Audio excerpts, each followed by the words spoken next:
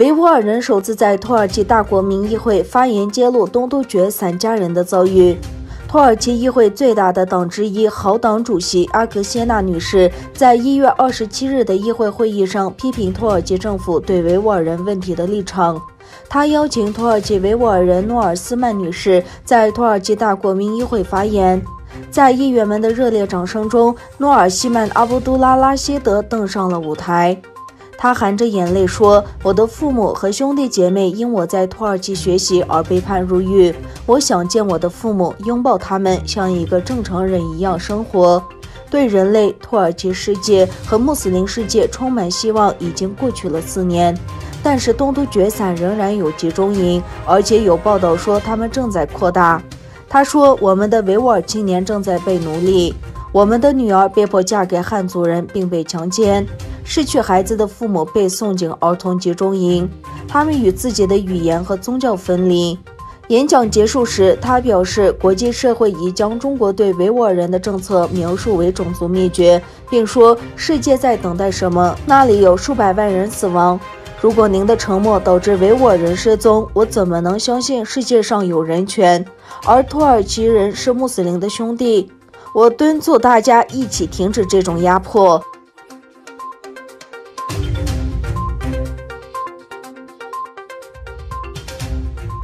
美国新任国务卿布林肯在第一次新闻发布会上表示，对维吾尔穆斯林的暴行构成种族灭绝。布林肯说，他仍然认为针对维吾尔穆斯林的暴行构成了种族灭绝，这一点没有改变。他说，美国国务卿蓬佩欧在特朗普卸任前一天公开称，中国破坏维吾尔人的做法已犯下种族灭绝与反人类罪。拜登的国务卿人选布林肯同意蓬佩欧的说法，强调上任后会延续相关政策。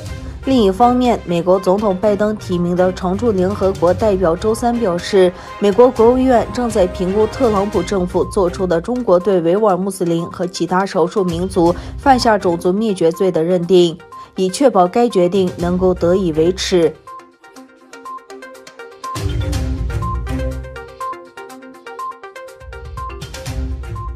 美国白宫发言人普萨基周三说，美国希望对冠病大流行在中国的起源进行强有力和明确的国际调查。普萨基告诉媒体，我们必须弄清楚病毒是如何在全球范围内出现和传播。他强调，非常关注来自中国的一些消息来源的错误信息。普萨基说，美国正在投入大量资源来了解情况。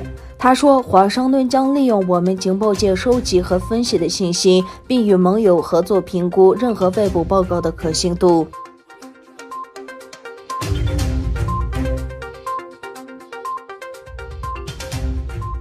华府智库资讯科技与创新基金会研究报告今天显示，美国在人工智慧发展与使用方面领先对手，中国则是迅速崛起，欧洲联盟则处于落后。这项研究利用30个不同指标评估人工智慧，包括人才、研究活动、事业发展及硬体和软体投资。这项根据去年资料的研究显示，美国在总分100分中以44.6分领先，其次是中国32分，欧盟23.3分。研究人员发现，美国在新创公司投资及研发资金之类的关键领域执牛耳。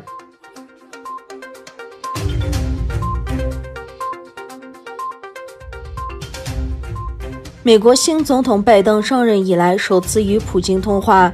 美国白宫称，美国总统拜登上任后与俄罗斯领导人普京进行的首次通话中，拜登对俄干预选举发出警告。